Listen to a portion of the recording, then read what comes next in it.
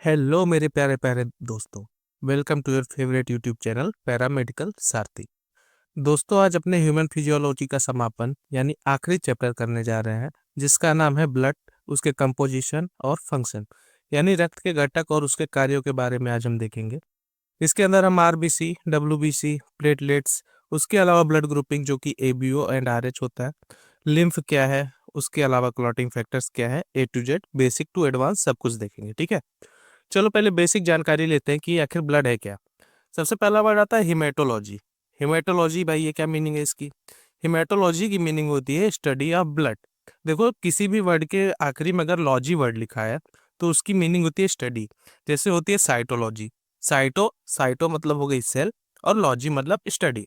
ऐसे लिखा होता है बायोलॉजी, बायोलॉजी में हो गई बायो मतलब जीव विज्ञान और लॉजी का मतलब हो गई स्टडी। तो ऐसे ही स्टडी ऑफ ब्लड, ब्लड की स्टडी, ही मतलब हो गया ब्लड और लॉजी का मतलब हो गया स्टडी, यानी ब्लड की स्टडी को बोलते हैं हम हीमेटोलॉजी। ये तो हो गई अपनी हीमेटोलॉजी की मीनिंग। फिर आता है ब्लड की पीएच कितनी होती है, यानी ब्लड की पीएच कितनी होती है। तो 7.4, ये याद रखना इंपॉर्टेंट है। अभी 7.4 से ब्लड का नेचर कैसा हुआ, यानी इसका पीएच 7 से ऊपर है तो स्लाइटली एल्केलाइन, बहुत ज्यादा नहीं है, थोड़ा सा है, इसलिए स्लाइटली एल्केलाइन। ब्लड की पीएच 7.4 स्लाइटली एल्केलाइन होता है। और अमाउंट कितना होता है ब्लड का? 7 to 8% ऑफ बॉडी वेट। ठीक है, जैसे किसी ह्यूमन की बॉडी, जैसे ये ह्यूमन है, इसकी बॉडी मान के चलो 100 किलोग्राम से, तो उसका 7 to 8 किलोग्राम जो होगा उसमें ब्लड अमाउंट होगा। अब ब्लड अमाउंट में क्या क्या आते हैं उसको हम आगे देखते हैं।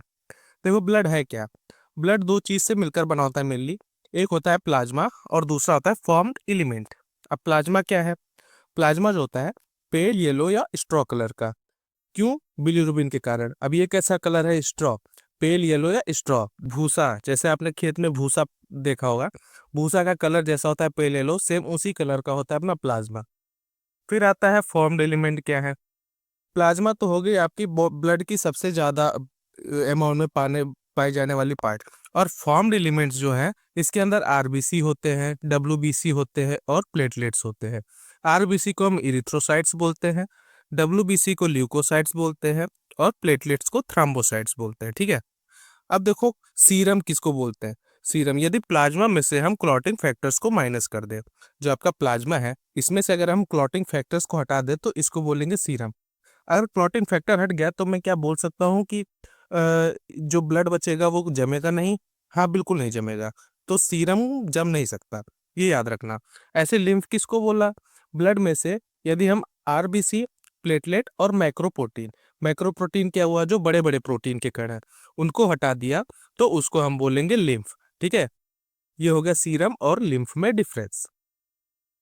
अब देखो ब्लड के कंपोनेंट्स क्या क्या है, यानी हमें इस चैप्टर में पढ़ना क्या क्या है। जैसे ब्लड है, ब्लड के अंदर सबसे ज्यादा अमाउंट में प्रेजेंट होती है प्लाज्मा, ये फ्लूइड कंपोनेंट है।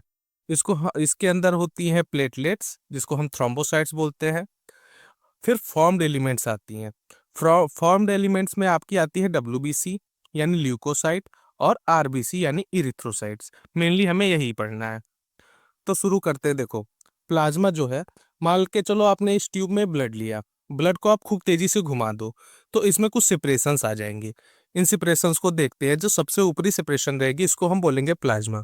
ये 55% ऑफ टोटल ब्लड होती है, यानी जितना भी आपका ब्लड है उसका 55% होती है, यानी सर्वाधिक होती है। उसके बाद आता है बफी कोट। बफी कोट इसमें क्या होता है? ल्यूकोसाइट एंड प्लेटलेट, यानी ये काफी कम अमाउंट में, less than 1% of total blood. यानी जो अपनी डब्ल्यूबीसी और प्लेटलेट है ये अपने ब्लड में बहुत कम है, ट्रेस अमाउंट में, मतलब 1% से भी कम अमाउंट में होती है। और इरिथ्रोसाइट जो है, जिसको हम आरबीसी बोलते हैं, ये 45% होती है पूरे ब्लड की। अब देखते हैं प्लाज्मा के अंदर क्या क्या है। प्लाज्मा के अंदर सबसे ज्यादा वाटर होता है, यानी पानी, 90 to 92% वाटर होता है। उसके अलावा प्रोटीन होते हैं जो कि 6 to 8% होते हैं। फिर सम क्लॉटिंग फैक्टर्स होते हैं।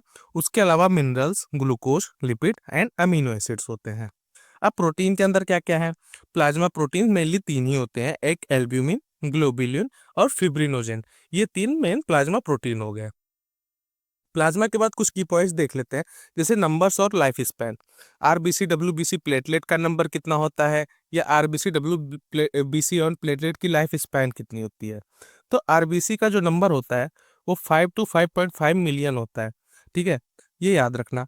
ये हमेशा पूछा जाएगा, और जो आप सीबीसी रिपोर्ट निकालते हो उस पे यही चीजें लिखी होती है मेनली। तो आरबीसी की जो नॉर्मल रेंज है वो 5 से लेके 5.5 मिलियन होती है। डब्ल्यूबीसी की देखें तो 6,000 टू 8,000 होती है। और प्लेटलेट, प्लेटलेट जैसे किसी व्यक्ति को डेंगू होता है तो आप सुनते हैं कि प्लेटलेट कम हो गया, तो इसका नॉर्मल रेंज होता है 1.5 लाख से 3.5 लाख। अब ये प्लेटलेट तो नॉर्मल रेंज हो गई, अब ये हजारों में आ जाए तो व्यक्ति को दिक्कत आ जाती है। तो इसी को बोलते हैं प्लेटलेट की नॉर्मल रेंज। तो ये नंबर्स हो गई। अब लाइफ स्पैन देखते हैं। लाइफ स्पैन मतलब जीवित रहने का दिन। आरबीसी कितने दिनों तक जीवित रहती है, सबसे इंपॉर्टेंट है, याद रखना। 120 दिनों तक हमारी आरबीसी जीवित रहती है। उसके बाद आता है डब्ल्यूबीसी। डब्ल्यूबीसी की लाइफ स्पैन 12 से 20 दिन होती है। और सेम सेम अमाउंट में प्लेटलेट की 7 to 10 डेज। यानी क्या है, हम बोल सकते हैं कि ये घटता हुआ क्रम है जीवित रहने का। जी बिल्कुल, आरबीसी 120 दिनों तक जीवित रहेगी, डब्ल्यूबीसी 12 से 20 दिनों तक जीवित रहेगी, और प्लेटलेट 7 to 10 डेज तक जिंदा रहेगी। ठीक है, ये याद रखना। अब देखते हैं ब्लड के अंदर क्या क्या मिला भाई। एक होल ब्लड है, उसके अंदर प्लाज्मा होता है और फॉर्म्ड एलिमेंट हमने देखा। फॉर्म्ड एलिमेंट के अंदर क्या क्या है, अपना एरिथ्रोसाइट यानी आरबीसी, ल्यूकोसाइट डब्ल्यूबीसी, और प्लेटलेट। अब देखो प्लाज्मा के अंदर क्या क्या होते हैं, हमने देखा वाटरी सब्सटेंस होता है, उसके अलावा प्रोटीन्स, एमिनो एसिड्स, ये सब हमने देख लिए। और प्रोटीन कौन कौन से, एल्ब्यूमिन, फिब्रिनोजन और ग्लोब्यूलिन। ऐसे लिकोसाइट अब आगे भी देखेंगे डिटेल में कि ग्रेनुलोसाइट क्या है, एग्रेनुलोसाइट क्या है, इसके टाइप्स क्या क्या है, फंक्शन क्या है, भी आगे डिटेल में देखते हैं। शुरू करते हैं आरबीसी से। आरबीसी अपनी इरिथ्रोसाइट, इसको रेड ब्लड कॉर्पसेल्स बोलते हैं, यानी लाल रक्त कणिकाएं। ठीक है, इसकी शेप जो होती है वो बाइकॉनकेव होती है। कीव का मतलब क्या होता है, गुफा। तो देखो यहाँ पर एक ऊपर साइड एक नीचे साइड, या दो गुफे जैसी स्ट्रक्चर दिखाई दे रही है, तो इसको बोलते हैं बाइकॉनकेव। साइज क्या होता है, बहुत इंपॉर्टेंट है, याद रखना, 7.5 माइक्रोमीटर ये इसकी डायमीटर होती है आरबीसी की। न्यूक्लियस, न्यूक्लियस एब्सेंट होता है, और मोस्ट ऑफ द मेमल्स में एब्सेंट होता है। और क्यों एब्सेंट होता है, इसका रीजन समझो। आरबीसी के अंदर मेनली क्या पाया जाता है, हीमोग्लोबिन पाया जाता है। अब कोई एक बाइक वाला है, बाइक वाले को क्या करना है कि ढेर सारी सवारी अपने ऊपर बैठानी है, कि कितनी ज्यादा सवारी हमारे ऊपर बैठ जाए। तो ऐसे आरबीसी को मेनली हीमोग्लोबिन को अपने ऊपर बैठाना होता है। तो अगर उसके ऊपर न्यूक्लियस ऑलरेडी प्रेजेंट रहेगा तो स्पेस काफी कम हो जाएगी। तो उस स्पेस को बढ़ाने के लिए इसके अंदर न्यूक्लियस एब्सेंट होता है, ये याद रखना। फॉर्म्ड आरबीसी की निर्माण कहाँ होती है, लाल अस्थि मज्जा में, यानी रेड बोन मैरो में। देखो अपने जो बॉडी की लॉन्ग बोन्स होती हैं, जैसे फीमर हो गई, अपने बॉडी की सबसे लंबी बोन है, उसको अगर हम उठा के देखें तो उसके अंदर एंड पर यहाँ पर रेड बोन मैरो यानी लाल अस्थि मज्जा दिखाई देगी। इसके अंदर कुछ ब्लू कलर की जो दिख रही है, कुछ सेल पाई जाएंगी, इनको हम बोलेंगे स्टेम सेल्स। यही स्टेम सेल प्रोड्यूस करेंगी आपकी आरबीसी, डब्ल्यूबीसी और प्लेटलेट को। तो आरबीसी, डब्ल्यूबीसी और प्लेटलेट की फॉर्मेशन कहाँ हुई, आपके रेड बोन मैरो के स्टेम सेल में। और डेथ कहाँ हुई, ये तो हमने काफी ऑलरेडी कई बार देख चुके हैं, ये तो याद करने की जरूरत नहीं, स्प्लीन में होती है, जिसको हम ग्रेवयार्ड ऑफ आरबीसी यानी आरबीसी का कब्रिस्तान बोलते हैं स्प्लीन को। ये था अपना आरबीसी का बेसिक स्ट्रक्चर। अब देखो हीमोग्लोबिन क्या है, अभी हमने हीमोग्लोबिन हीमोग्लोबिन की बात की थी, तो इसके नाम से इसको पकड़ो। जैसे हीम और ग्लोबिन, दो वर्ड से बना हुआ है ये, हीम और ग्लोबिन। अच्छा, आरबीसी जो है ये रेड कलर की दिखाई दे रही है ना, तो ये रेड कलर की क्यों दिखाई देती है, इसी हीमोग्लोबिन की वजह से। और वो रेड कलर क्या है, वो रेड कलर का आयरन होता है, जो कि पिगमेंट होता है आरबीसी के ऊपर। ठीक है, तो उसी रेड कलर के आयरन के कारण, यानी उसी हीमोग्लोबिन के कारण हमारा जो आरबीसी का कलर है वो रेड दिखाई देता है। अब इसके अंदर हीम और ग्लोबिन, इसके पार्ट क्या क्या है और कितने परसेंट में है ये देखते हैं। जो हीम है ये नॉन प्रोटीन पार्ट होता है, और जो ग्लोबिन है ये प्रोटीन पार्ट होता है। हीम 5% होता है और ग्लोबिन पार्ट 95% होता है। अब किससे किससे बना होता है हीम, हीम मिलकर बना होता है आयरन और पोरफायरिन से।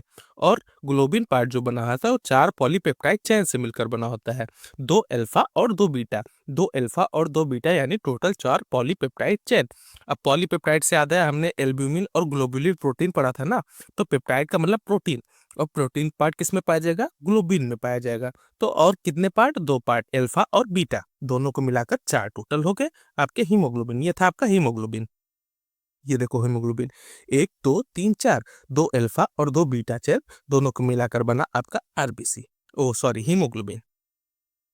हीमोग्लोबिन के बाद आप देखते हैं प्लेटलेट। आरबीसी के बाद प्लेटलेट क्या है, जैसे एक बहुत बड़ी सेल है, बहुत बड़ी, मेगा मतलब लार्ज कैरियोसाइट, यानी एक बहुत बड़ी सेल है, लार्ज न्यूक्लियस सेल। इस बहुत बड़ी सेल के अंदर एक बहुत बड़ा न्यूक्लियस है, ठीक है। जैसे एक मेगा, लार्ज, कैरियो न्यूक्लियस, यानी कैरियो का मतलब न्यूक्लियस, इस बड़ी सेल के अंदर एक बड़ा न्यूक्लियस, और साइड का मतलब सेल। तो एक बड़ी सेल जिसके अंदर बड़ा न्यूक्लियस है, उसमें हो गई फ्रेगमेंटेशन। फ्रेगमेंटेशन का मतलब क्या हुआ, कहीं भी फ्रेगमेंटेशन का मतलब आया तो छोटे छोटे टुकड़ों में टूटना। अब ये सेल हो, ये छोटे छोटे टुकड़ों में टूट गई, जिसको हम बोलेंगे प्लेटलेट्स, ठीक है। ये जो बड़ी सेल थी मेगा कैरियोसाइट्स, ये छोटे छोटे टुकड़ों में टूट गई, इसको हम बोलेंगे प्लेटलेट्स, ठीक है। तो ये हमेशा इसमें यही याद रखना कि प्लेटलेट्स किससे बना होता है, तो ये मेगा कैरियोसाइट से मिलकर बना होता है। बाकी प्लेटलेट्स की लाइफ स्पैन और प्लेटलेट का नंबर जो कि 1.5 लाख से 3.5 लाख होता है, ये इंपॉर्टेंट है, याद रखना। अब देखते हैं अपना WBC, ये इंपॉर्टेंट है, ये हमेशा एग्जाम में आता है और लोग कंफ्यूज भी रहते हैं, लेकिन अभी बहुत आसानी से WBC आपको याद हो जाएगा। पहली बार WBC अगर हम वर्ड सुनते हैं तो इसको हम ल्यूकोसाइड भी बोलते हैं। और ल्यूकोसाइड, इसमें मेनली दो चीज होते हैं, देखो, ग्रेन्यूल्स, और ग्रेन्यूल्स के बेसिस पे इसको हम डिवाइड करेंगे। ग्रेन्यूल क्या मतलब हुआ कि छोटे छोटे कण।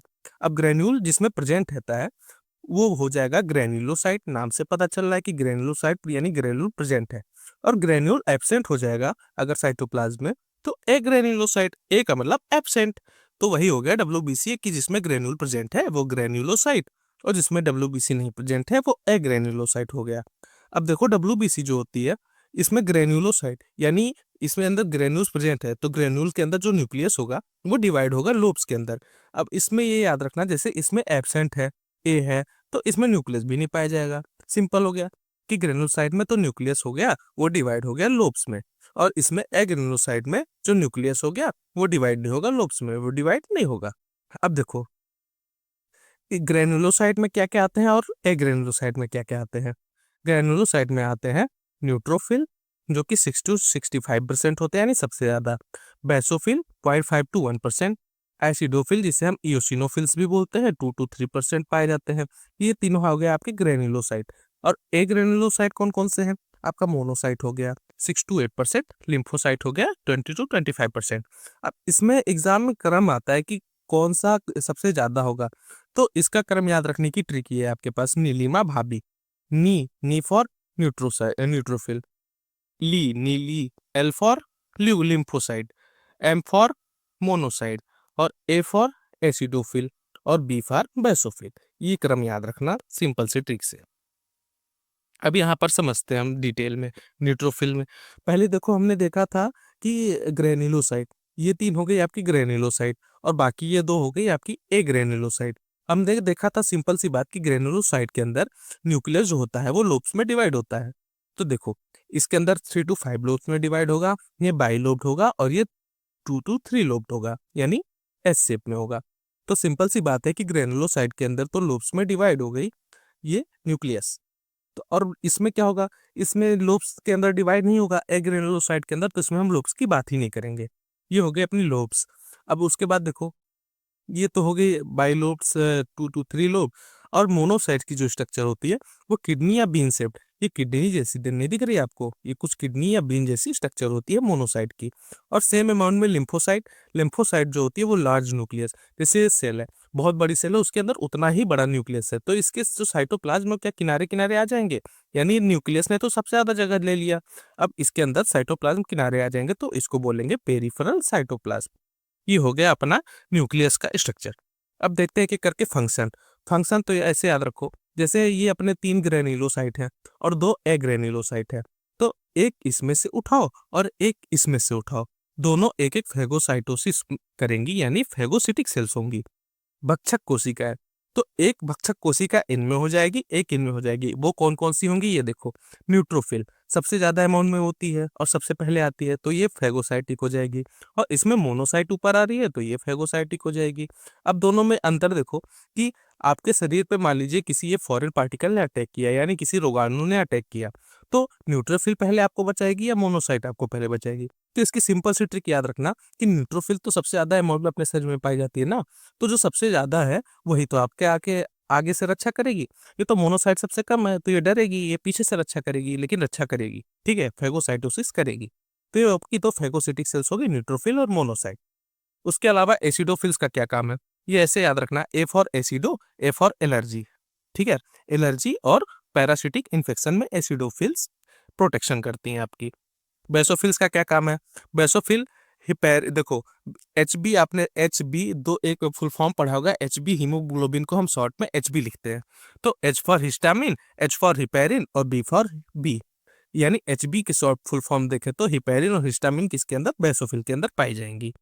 मोनोसाइट की क्या काम है? फेगोसिटिक हमने देख ही लिया। और लिम्फोसाइट जो होता है, लिम्फोसाइट हमें देखना ही नहीं, ये तो हमने इम्यून सिस्टम में बहुत अच्छे से पढ़ा हुआ है कि इम्यून में रिस्पॉन्स करेगी लिम्फोसाइट, जैसे T3 लिम्फोसाइट सेल्स हो गई, T4 लिम्फोसाइट सेल्स हो गई, तो वो इम्यून रिस्पॉन्स में रक्षा करेंगी। ये थी WBC। अब इसमें बच्चे बहुत कंफ्यूज होते हैं, उम्मीद करते हैं आपको बिल्कुल कंफ्यूजन नहीं होगी, बिल्कुल आसानी से याद हो गया होगा। अगला टॉपिक आता है हमारा ब्लड ग्रुपिंग, यानी एबीओ ग्रुपिंग। अब सबसे पहला क्वेश्चन यही बनता है कि हमारे अंदर कौन सी ब्लड ग्रुपिंग की प्रक्रिया अपनाई जाती है, तो उसको बोलते हैं एबीओ ग्रुपिंग। एबीओ ग्रुपिंग देखो, मेनली दो चीज से समझो। एक होता है ब्लड ग्रुप, उसके ऊपर होंगे आरबीसी के ऊपर एंटीजन, और प्लाज्मा में होगी एंटीबॉडी। इसी के आधार पर हम डोनर ओनर डिसाइड करते हैं। तो देखो, पहले सबसे पहला काम क्या आता है? एंटीजन और एंटीबॉडी की लड़ाई। उससे क्या होता है? क्लम्पिंग। जैसे कोई भी दो आदमी, दो योद्धा आपस में लड़े तो उनका नुकसान ही होगा ना, तो वो डिस्ट्रक्शन हो जाएगा आरबीसी की। तो मेन चीज इसी पर आधारित है। अब पहली बात तो ये समझो कि जैसे एक नेवला है और एक सांप की लड़ाई हो रही है, आपने सुना, और दूसरा हो रहा है कुत्ता और बिल्ली की लड़ाई। ठीक है, अब आपने कभी ये सुना जैसे ये सांप है और ये नेवला, तो दोनों सेम सेम तो लग रहे हैं कि हाँ भाई सांप और नेवले की लड़ाई चल रही है, और कुत्ता और बिल्ली की लड़ाई चल रही है। कभी आपने ये सुना कि कुत्ते और सांप की लड़ाई हो गई और नेवला और बिल्ली की लड़ाई होगी? नहीं, ऐसा नहीं होता। तो ये सुनने में भी ऑड है और होता भी नहीं है। तो सिंपल सी बात है, ए ब्लड ग्रुप है तो उसके ऊपर ए एंटीजन पाया जाएगा, ठीक है। बी ब्लड ग्रुप है तो बी एंटीजन पाया जाएगा। ए बी ब्लड ग्रुप है तो दोनों एंटीजन पाए जाएंगे। और ओ का मतलब हमेशा याद रखना जीरो, जीरो यानी जीरो एंटीजन, यानी नो एंटीजन पाया जाएगा ओ के ऊपर। तो ये हो गया अपने ब्लड ग्रुप के एंटीजन। अब एंटीबॉडी जो होती है वो लड़ाई कर, जैसे दो कुत्ता और बिल्ली है आपस में दुश्मन है, लड़ाई कर रहे हैं, तो ए एंटीजन है उसके अपोजिट एंटीबॉडी पाई जाएगी। जैसे ए ब्लड ग्रुप के अंदर ए एंटीजन है तो एंटीबॉडी भी पाई जाएगी, और बी ब्लड ग्रुप है तो उसके अंदर एंटीजन बी है तो एंटीबॉडी ए पाया जाएगा, और ए बी के अंदर ए बी एंटीजन है तो एंटीबॉडी जीरो, और ओ के अंदर एंटीजन जीरो है तो एंटीबॉडी ए बी पाई जाएगी। इसी के ऊपर अपना ब्लड ग्रुप डिसाइड हो जाता है कि क्लम्पिंग जिसमें होती है वही ब्लड ग्रुप पाया जाता है। यहाँ देखो, जैसे ए और ए की लड़ाई हुई तो क्लम्पिंग हो गई, बी और बी की लड़ाई हो गई तो क्लम्पिंग हो गई। अब दोनों अपोजिट की लड़ाई होगी तो क्लम्पिंग नहीं होगी, और दोनों अपोजिट की लड़ाई होगी तो क्लम्पिंग नहीं होगी। इसी के बेसिस पे हम डोनर को डिसाइड करते हैं। ये एंटीजन और एंटीबॉडी रिएक्शन। अब देखो, इसी के आधार पर कुछ पॉइंट्स निकल के आते हैं। जैसे यूनिवर्सल डोनर, यूनिवर्सल डोनर कौन सा है? ओ। मेन काम यहाँ एंटीजन कर रहा है ना, एंटीजन ओ के पास है नहीं, तो ये किसी को भी दे सकता है, क्योंकि एंटीजन है नहीं तो एंटीबॉडी लड़ेगी किससे? ये हो गया universal donor blood group O. और universal recipient A B blood group, क्योंकि इसके पास अब एंटीबॉडी नहीं है। अब एंटीबॉडी नहीं है तो ये भी किसी से ले लो भाई, हमारे पास एंटीबॉडी ही नहीं तो हम लड़ेंगे क्या? तो ये हो गया यूनिवर्सल रेसिपिएंट। ये था आपका ए बी ग्रुपिंग। इसके बाद आती है R H grouping. R H क्या है? आर एच नाम कहाँ से आया? देखो, आर एच नाम आया, एक बंदर भाई साहब थे, यानी एक मंकी भाई साहब थे, उनके नाम से हमने आर एच चुरा लिया। तो उसको बोला चोर तो हम पहले से ही हैं, उसको हमने बोला आर एच एंटीजन, ठीक है। अब आर एच एंटीजन क्या है?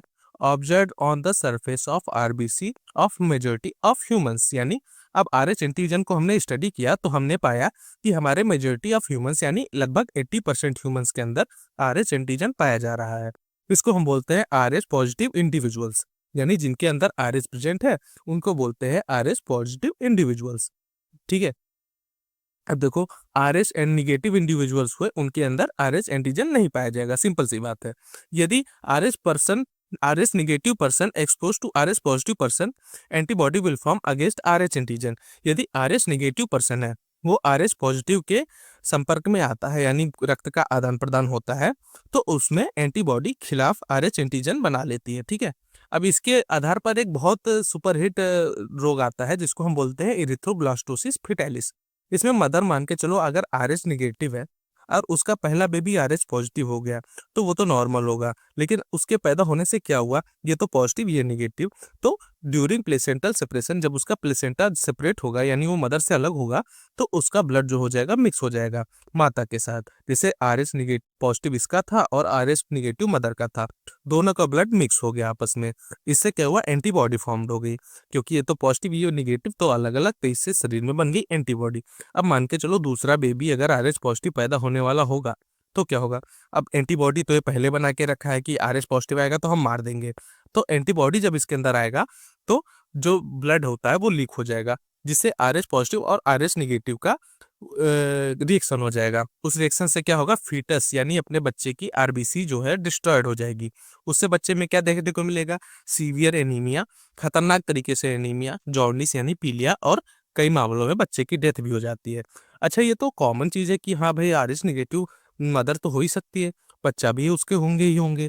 तो इसको बचाने के लिए हम क्या करते हैं, देखो एरिथ्रोब्लास्टोसिस फिटालिस से अवॉइड करने के लिए हम anti-RH एंटीबॉडीज देते हैं, और इमीडिएटली देते हैं after delivery of first child. यानी इस मदर की जब फर्स्ट चाइल्ड की डिलीवरी हुई तो इमीडिएटली देते हैं उसको anti-RH एंटीबॉडीज। अब anti-RH एंटीबॉडीज तो एंटी मतलब कोई चीज की विरोध करेंगी, किसकी विरोध करेंगी, RH एंटीबॉडी की। यानी इसके शरीर में जो RH एंटीबॉडी बनने वाली थी उसकी कर देंगी वो विरोध, तो वो RH एंटीबॉडी नहीं बन पाएगी, तो उस मदर से अब फिर कोई भी बच्चा हो प्रॉब्लम नहीं होगा। ये थी आपकी इरिथ्रोब्लास्टोसिस फिटालिस।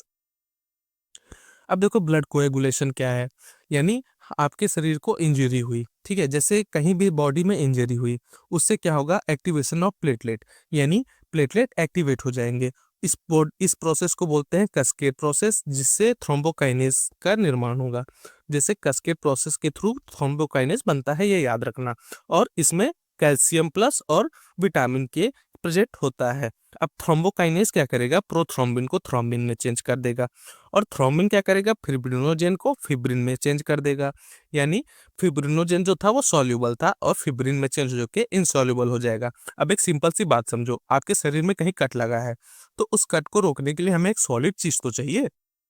अब ये सॉल्युबल रहेगा तो पहले से घुल जाएगा, तो आपका ब्लड तो कभी रुकेगा ही नहीं, वो तो बहता ही रहेगा। तो इसी को सॉलिड बनाया फिब्रिन। अब फिब्रिन जो सॉलिड हो गया है ये बनाएगा आपका क्लॉट फॉर्मेशन। जैसे यहाँ पर देखो, आपके शरीर को इंजरी हुई, तो यहाँ से जो ये अभी सारे हमने रिएक्शन पढ़ी, उस रिएक्शन के बाद यहाँ पर क्लॉट बन जाएगा, यानी जाल लाइक स्ट्रक्चर बन जाएगी। इसको हम बोलते हैं ब्लड कोएगुलेशन। अब उसके बाद आता है लास्ट में लिम्फ। लिम्फ क्या है, ब्लड में से हमने RBC, प्लेटलेट और माइक्रोप्रोटीन को माइनस कर दिया, तो उसको बोला लिम्फ। अच्छा, RBC भी हटा दिया, प्लेटलेट भी हटा दिया, माइक्रोप्रोटीन भी हटा दिया। अब बॉडी में ब्लड में क्या बची, अब बची प्लाज्मा WBC, ठीक है, तो उसी को हम बोलते हैं लिम्फ।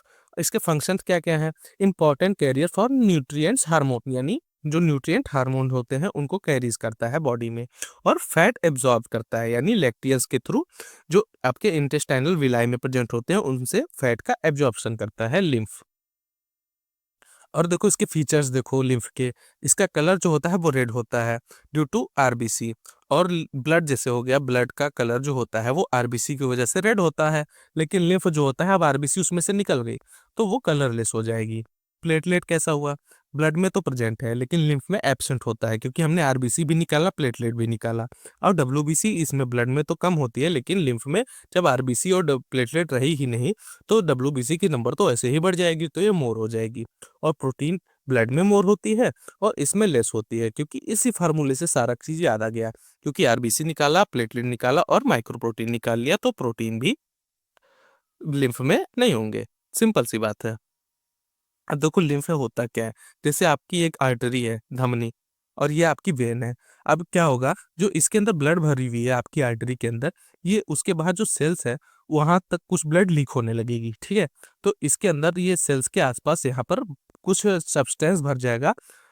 अब RBC तो इसके अंदर है, अब वहां से जो पदार्थ छन के, जो सब्सटेंस छन के सेल के पास आया, उसी को बोलते हैं हम लिम्फ, ठीक है। यानी जैसे सेल्स ऑफ टिश्यू, इस टिश्यू के पास इंटरस्टिशियल फ्लूइड आके, यानी इसमें से कुछ फ्लूइड निकल के जमा हो गया, इसी fluid moves out from blood into spaces between cells, यानी इस सेल्स के बीच में इस ब्लड स्पेसेस से निकल कर बाहर आ गया। अब इस देखो, अब यहाँ पर आ गया, अब ये आता जा रहा है आता जा रहा है, तो ऐसा तो है नहीं कि यहाँ पूरा भर जाएगा, नहीं, उसको एक वेसल होती है जिसको हम बोलते हैं लिम्फ वेसल, उसके अंदर ट्रांसफर कर देते हैं। तो लिम्फ वेसल जो होती है, जो एक्सेस फ्लूइड निकल के आती है लिम्फेटिक सिस्टम में, उसको लिम्फ वेसल के अंदर हम ट्रांसफर कर देते हैं। अब जो फ्लूइड होती है, लिम्फेटिक सिस्टम है, उसको हम बोलते हैं लिम्फ। अब ये लिम्फ जो होती है, ये अगर बहुत ज्यादा हो जाए शरीर में तो ये वापस अपने ब्लड में चली जाती है, drain back to major veins, यानी आर्टरी से निकली और वेन में वापस चली गई। ये थी अपनी लिम्फ। यहाँ पर देखो कुछ ऐसा होता है वेन और लिम्फ इन दोनों का कनेक्शन। तो ये था अपना ब्लड वाला चैप्टर। बहुत अच्छा और बहुत अच्छे तरीके से पढ़ा। उम्मीद करता हूँ आपको पूरा A to Z समझ में आ गया होगा। बाकी इसमें जो बची कुछ चीजें हैं उसको हम हिमेटोलॉजी में कवर करेंगे, ठीक है। तो उम्मीद करता हूँ ये चैप्टर आपको पसंद आया होगा। वीडियो आपको पसंद आए तो चैनल को सब्सक्राइब करना और शेयर जरूर करना। Okay, thanks for watching.